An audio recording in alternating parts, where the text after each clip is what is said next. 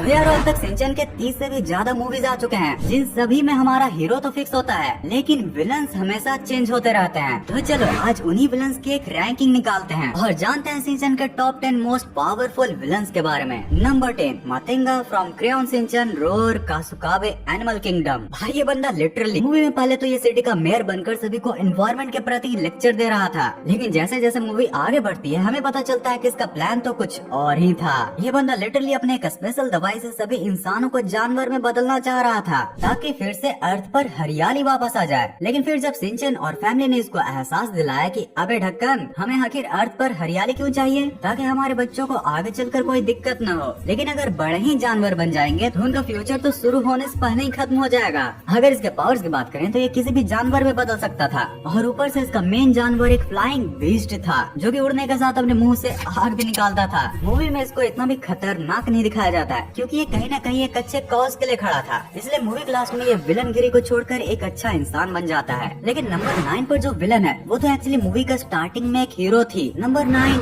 रैन। यारो सिंचन के kung fu boys movie में सिंचन के फ्रेंड्स जब कुंफू सीख रहे होते हैं तो एक रैन नाम की दीदी उन सबको कुंफू सिखा रही होती है। लेकिन जब मूवी के main villain Don Pan Pan को हराने के लिए रैन दीदी को एक स्पेशल ड्रिंक पीना पड़ता है तो उसे लिटरली वो इतनी ज्यादा ताकतवर बन जाती है कि वो बहुत आसानी से डॉन पैन पैन के गुंडों के साथ डॉन पैन पैन की भी सिट्टी पिट्टी गुल कर देती है। लेकिन यारो यहाँ पर आता है ट्विस्ट, और इतने ज्यादा खतरनाक पावर के साथ वो खुद बुरे काम करने लग जाती हैं। इनको हराना कंपैरेटिवली मुश्किल था, इसलिए सिंचन एंड फ्रेंड्स लास्ट में नाचते गाते हुए रैन को पिछले अच्छे पलों का याद दिलाते हैं और लास्ट में उसकी भी विलनगिरी को दूर भगाते हैं। नंबर 8 पर आता है ये अमेरिकन गुंडा, जो कि भाई हमें सिंचन की डार्क तमा मूवी में देखने के लिए मिला था। भाई पूरी मूवी में इसका और ही गजब था। लिटरली उस मूवी में जितने भी पावरफुल लोगों को दिखाया जा रहा था उनको क्या पेल रहा था ये बंदा।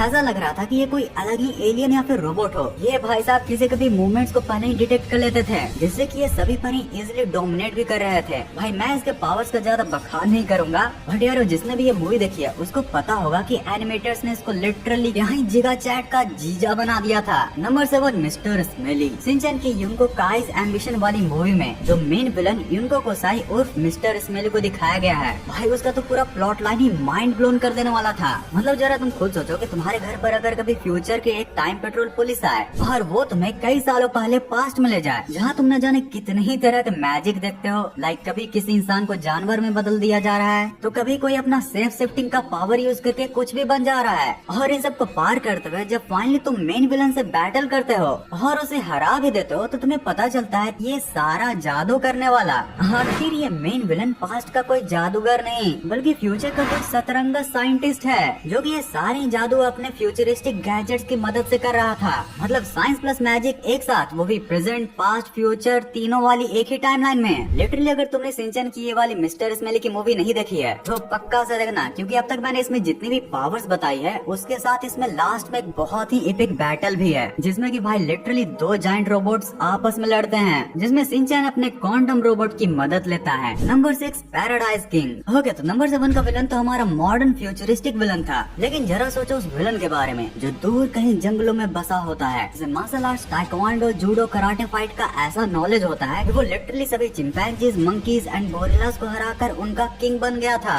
और भाई सिर्फ इन्हीं को नहीं बल्कि 1-to-1 फाइट में ये बंदा लिटरली एक्शन कामेन को भी हरा देता है, और इतना स्ट्रॉन्ग होने के बाद ऊपर से इसकी इतनी अतरंगी एंट्री।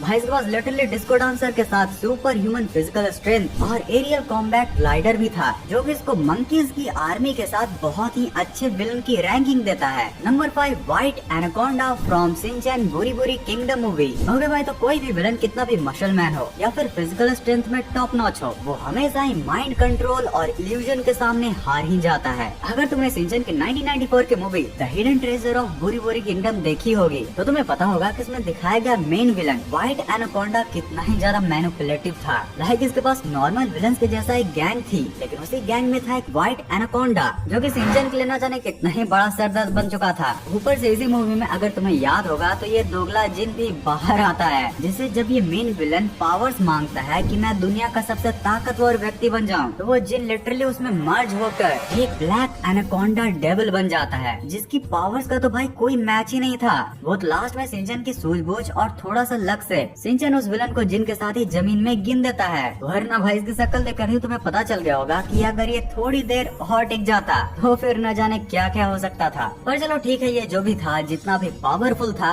लेकिन डोरेमोन के ताई ताई चाय जैसा है इसकी चिराग वाली प्रॉब्लम हो गई कि लाइक है तो वर्ल्ड में सबसे ज्यादा ताकतवर, लेकिन अगर बाहर से किसी ने थोड़ी सी भी गड़बड़ कर दी तो सारी पावर्स धरी की धरी रह जाती हैं। बट जरा तुम खुद सोचो कि क्या हो अगर किसी विलन के पास सिर्फ मैजिक एंड फाइटिंग स्किल ही नहीं, बल्कि वो उसके पास खुद का ही एक मिरर डायमेंशन, जिसे कि वो जिसे चाहे उसमें कैद कर सकता है। लाइक सीरियसली उसके पास लिटरली डायमेंशन ट्रैवल करने की एक टेक्नोलॉजी थी। इसलिए हमारी लिस्ट के नंबर 4 पर आता है हिगेरो राक्षस। गाइस इसके पास इसकी सबसे मेन पावर हिगेरो बीम भी थी। ये बंदा जिसको भी इस बीम से हिट करता था वो इंसान एक specific swim suit like Leotard पहन लेता था और हिगेरो हिगेरो बोलते हुए एक अजीब सा पोज बनाते नजर आता था। इसी तरह से उसने आधे से ज्यादा शहर को तो अपना गुलाम बना लिया था। लेकिन जब लिटरली उसके मेन फाइट की बारी आती है तो वो एक्शन कामेन से बुरी तरह आ रहा था। एक बार के लिए तो एक्शन कामेन उसकी जान भी बचाई थी, लेकिन वो फिर भी अपनी धूर्तपंथी से बाज नहीं आता और अपनी शॉर्ट फाइटिंग से एक्शन कामेन का खेला करने का सोच रहा था। लेकिन यार एक्शन कामेन के साथ जब तक सिंचन है तो ऐसे सस्ता लाल स्विम सूट पहनने वाले हिगेरो राक्षस क्या ही कर सकते हैं। ये दोनों ही आखिर में अपने एक्शन बीम का यूज करके उसे हरा देते हैं, जिसके बाद वो ये बोलकर भाग जाता है कि जब तक सिंचन और एक्शन कामेन अर्थ पर हैं तब तक तो वो वापस नहीं आएगा। लेकिन उसके बाद अब देखो इसका नेक्स्ट पार्ट आता है या फिर नहीं। वैसे अगर तुम्हें इन मूवीज का नेक्स्ट पार्ट देखना है तो कमेंट्स में जरूर बताना। और अब जब टॉप 3 की लिस्ट निकलने वाली है तो उससे पहले इस वीडियो को लाइक कर दो। तुम लोगों के एक लाइक और कमेंट मेरे लिए बहुत बड़ी मोटिवेशन होती है।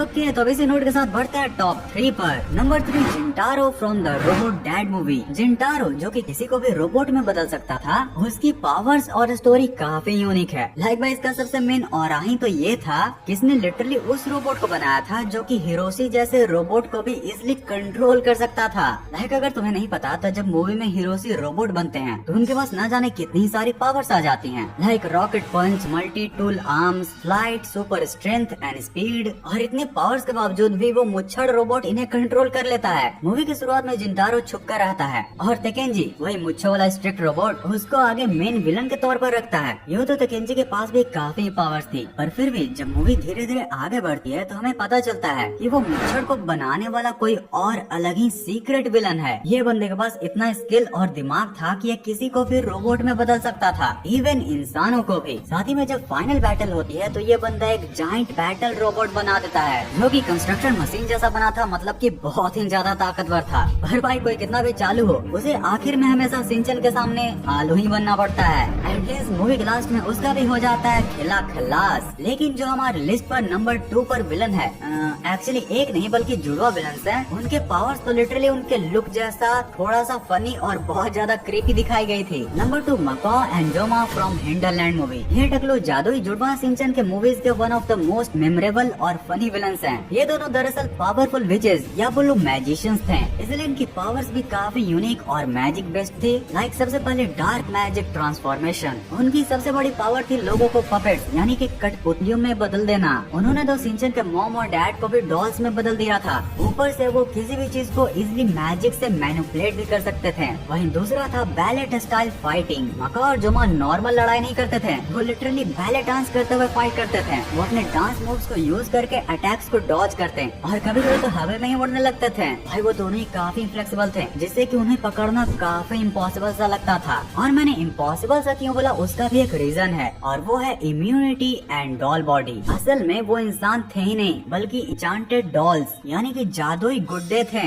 उन्हें नॉर्मल चोटों लाइक फिजिकल अटैक से दर्द ही नहीं होता था। वो टूटने के बाद भी वापस अपने मैजिक से जुड़ जाते थे। लेकिन यार जैसा कि हम जानते हैं कि हर एक जादूगर का जान एक तोते में अटका रहता है, ठीक वैसे ही इनका एक फाइनल वीकनेस था जोकर कार्ड। लाइक वो कितने भी पावरफुल क्यों ना हो, वो ओल्ड मेड में जोकर कार्ड के पास आने से डरते थे क्योंकि वही उनकी डिस्ट्रक्शन का राज था। और यार सबसे मेन फाइनल क्लाइमेक्स में तो हमें ये दिखाया गया था कि उनको हराने के लिए लिटरली सिंचन को एक ऐसे महल में जाना पड़ता है जहाँ पर कोई भी मैजिक नहीं काम करता, जिसमें सिंचन का पीछा करते हुए सीढ़ियों से जब वो ऊपर जा रहे होते हैं हिरोशी और मिसाई उन्हें अच्छा मजा चखाते हैं। और यार इनको भी मिलाकर मैंने अब तक जितने भी तुम्हें विलन्स गिनवाए हैं उनको सिंचन या फिर उसकी फैमिली ने अपने हिम्मत और नेवर गिव अप एटीट्यूड से हरा ही दिया। लेकिन अब जरा सोचो एक ऐसे विलन के बारे में जिसको लिटरली इतना ज्यादा पावरफुल बना दिया गया था कि उसे लास्ट में हराने के लिए सिंचन को 100 लकी मैन की पावर्स एक साथ लगी थी। ओके तो हम फाइनली बात करेंगे सिंचन के नंबर 1 विलन के बारे में। तो 2013 में सिंचन की एक मूवी आई थी द हीरो ऑफ किनपोको विलन नाम से, जिसे टीवी पर सिंचन द गोल्डन स्वॉर्ड से दिखाया गया था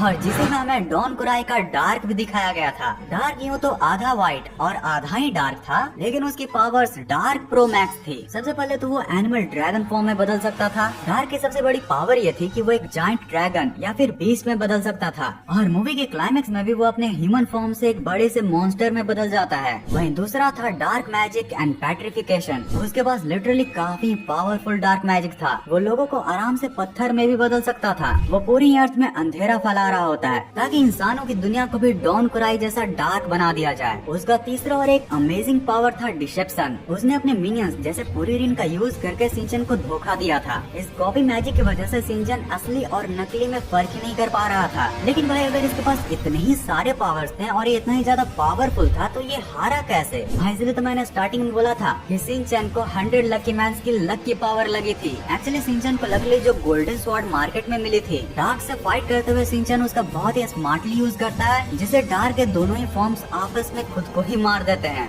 एक्चुअली इस पूरी मूवी और सीन को समझने के लिए तुम्हें ये मूवी ही देखनी पड़ेगी। तो भाई वैसे भी नंबर 1 विलन है, तो कभी भी टाइम मिले तो इसकी मूवी जरूर देखना। और वहीं अगर तुम्हें डोरेमोन के विलन की रैंकिंग देखनी हो तो तुम्हारे लिए ये वाली वीडियो, और अगर इसे देख लिया तो फिर है तुम्हारे लिए ये वाली फंटरेस्टिंग चिलिंग वीडियो। और अभी के लिए इस पूरी लंबी वीडियो को यहाँ तक एंड तक देखने के लिए दिल से thanks for watching this entire video.